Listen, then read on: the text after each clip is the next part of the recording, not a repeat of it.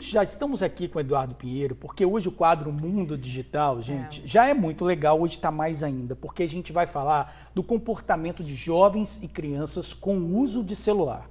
Mas antes, eu já vou pedir para colocar essas imagens aí, rodar essas imagens. A gente está vendo aí um momento em que uma senhora, ela vai pular do apartamento, Desespero, que está pegando fogo, o marido dela está ali, ó, o pessoal levou colchão, tudo embaixo, Olha. e depois ele pula. Isso aconteceu em Minas Gerais. Por quê? Porque a neta deles, de 11 anos, havia pedido o celular.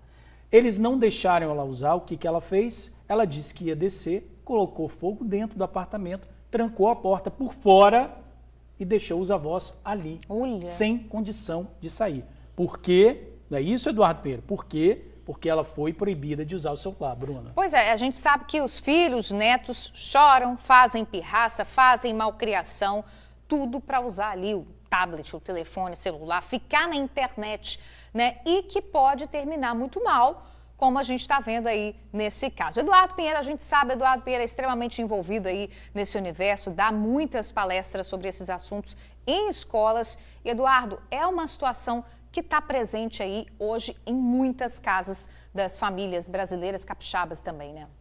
Infelizmente, Bruno, isso é um drama familiar, né? Os pais precisam entender que celular não é brinquedo, né? Celular conecta qualquer criança à internet e internet é rua.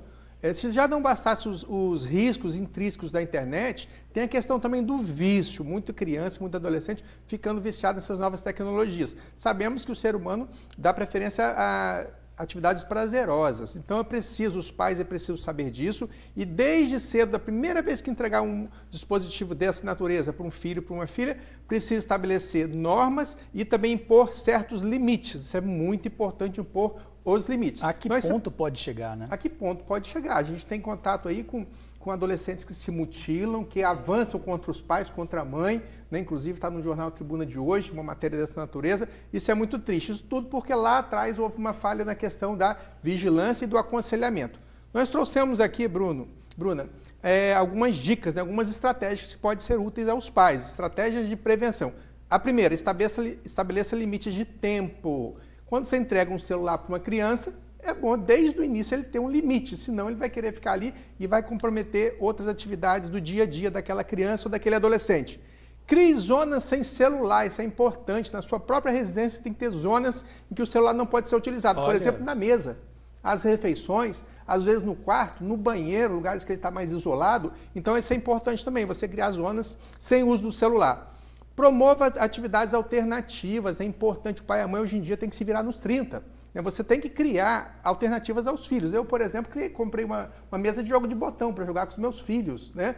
Bola de futebol, bola de basquete. Os pais têm que dar essa assistência aos filhos para tirar um pouquinho do uso da tecnologia. E também, lógico, os pais têm que dar o exemplo. Não adianta o pai e a mãe, só falar, né, Jorge? Só falar e ficar o dia inteiro no celular. Lá na minha casa, por exemplo, nós temos lá o toque de recolher digital. Olha, a partir das 10 horas, ninguém no celular, inclusive eu. Olha. Né? Quando eu ultrapasso esse limite, meus filhos já me cobram. Pai, mas você está no celular. Eu falei assim, olha só, estou trabalhando, isso aqui é uma atividade que eu vou ter que realizar amanhã. Aí eu tenho uma desculpa, né? Sim. Uma alternativa para falar para o meu filho. Então, veja bem, é muito importante essa questão do limite também e dos pais darem exemplos.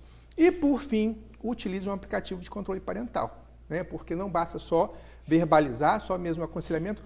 Para crianças é fundamental os pais fazerem uso de um aplicativo de controle parental. Nós trouxemos alguns modelos aqui, a maioria deles são gratuitos. No próximo slide a gente vai ver aqui, olha só, alguns modelos. O Capesk Safe Kids é gratuito. Google Family Link também, quem tem Android, aí é gratuito, tem muitas funcionalidades. O Mais Pai já é uma solução paga, mas você monitora tudo, inclusive o WhatsApp. Então aí nós temos uma gama muito grande de aplicativos que os pais podem utilizar para estar monitorando os filhos, principalmente crianças. Adolescentes, o monitoramento só se houver necessidade. E o que faz esses aplicativos? Na próxima tela, a gente vai ver quais são as funcionalidades. A primeira delas, localizador familiar.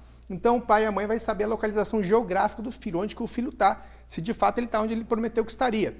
Relatório de atividade, o que o filho fez durante o dia, quais os aplicativos que ele acessou. Outra funcionalidade, bloqueador de aplicativos.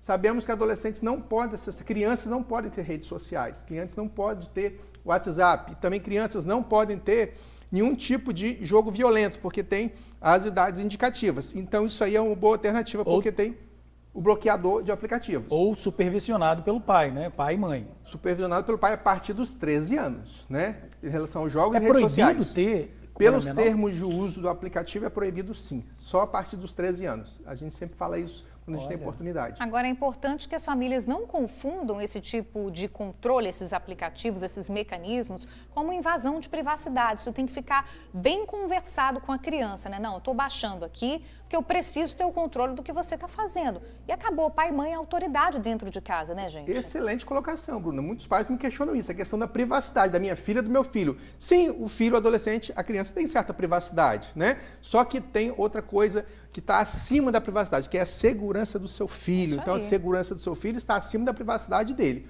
ok? Então, a privacidade é relativa. E, continuando aqui, temos também a funcionalidade de detecção de conteúdo suspeito, se ele está acessando algum conteúdo que não é para a idade dele, e filtros de conteúdo, o pai e a mãe vai estabelecer quais são as palavras-chave, e geofishing o pai estabelece um raio de 200 metros, 300 metros, que se o filho ultrapassar aquele raio, o celular dele vai mandar um aviso para o celular do pai ou da mãe, e ele vai saber que o filho se afastou da residência dele, por exemplo. Então, essas são algumas funcionalidades desses aplicativos de controle parental, que é muito importante. E isso não caracteriza crime, é de certo fato um programa espião, mas não caracteriza crime porque o artigo 29 do Marco Civil da Internet dá essa faculdade aos pais. Você não pode usar esses aplicativos para monitorar vizinho, monitorar colega de trabalho, esposa ou marido. Aí sim estaria caracterizando o crime de violação de dispositivo informático da Lei Carolina Dickmann.